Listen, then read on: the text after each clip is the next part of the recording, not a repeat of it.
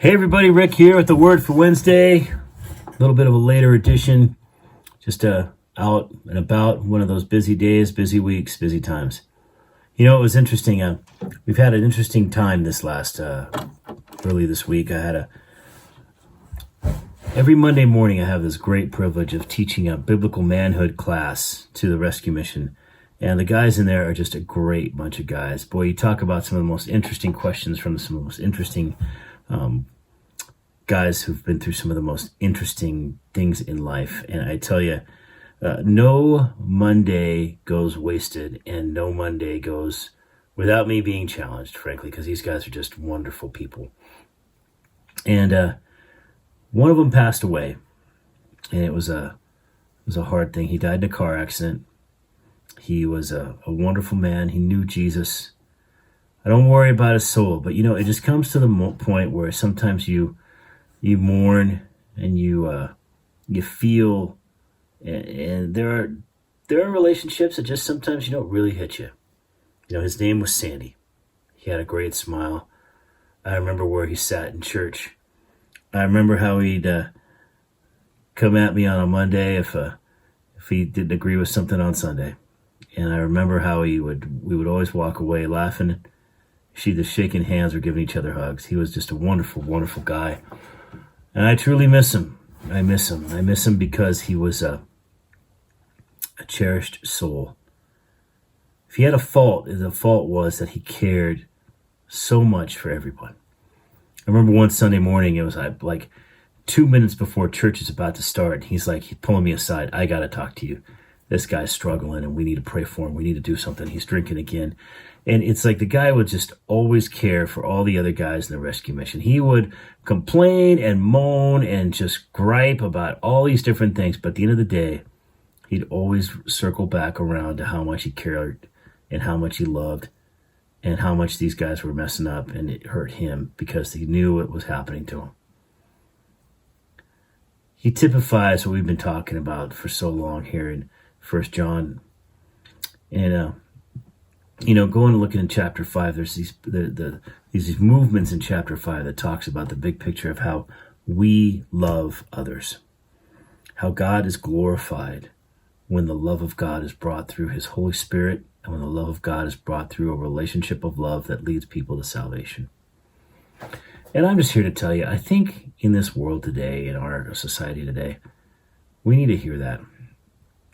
We need to hear how people need to love to the point of being transformational in other people's lives. Loving others to the point where they change.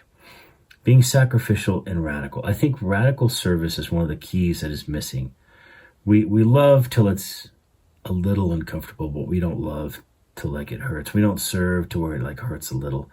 And it's sacrifice, and people, when you see people fall, like Sandy did, like I do, like many of you do, there's a choice. When people you pour into and you love stumble,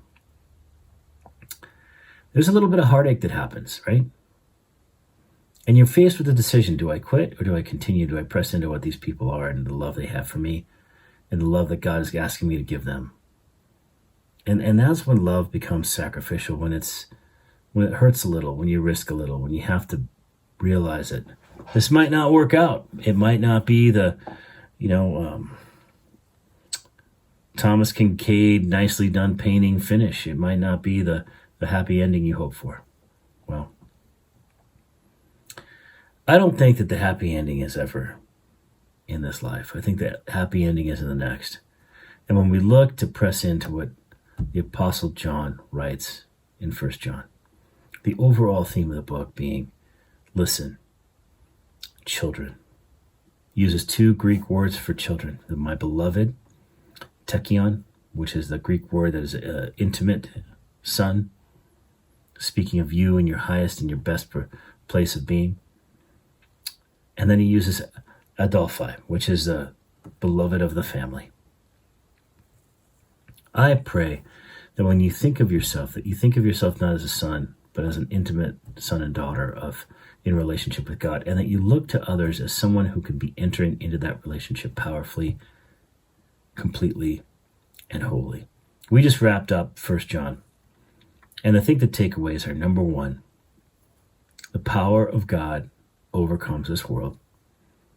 The power of God is used in our obedience and our submission and how we say yes to God. Two, the Holy Spirit moves in us, touches us, teaches us, changes us.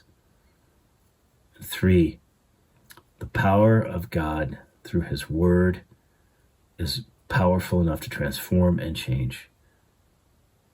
And lastly, not just like he starts off with chapter 1 with the ideas and concepts of being a beloved.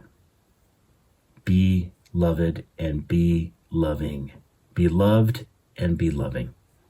That you should love one another. That the truth of God does not dwell inside us if we do not love one another. And the truth of God does not live and reflect on the outside if we do not care enough to engage each other in true depth in ministry. I hope this means something to you, and I hope you'll change, because you know what? Say what you will about the grumpy nature of an old man that I loved. He loved people, and no one ever questioned that. At the end of the day, love covers a multitude of sin. So I pray that you would experience that. Be blessed. If you're not engaged in church right now, boy, I tell you, you're missing out. There are great things happening on Sunday mornings. And I know, it's hunting season. I got to do this. I got to do that. I got to be here. I got to be there. I tell you what, there's no other place to be but in his presence. And you may experience God's presence on a mountaintop, but who benefits from that other than you? And really, how can you love another if you're not around another? Food for thought. Hope you're doing well. Hope I see you Sunday. And be blessed. Take care.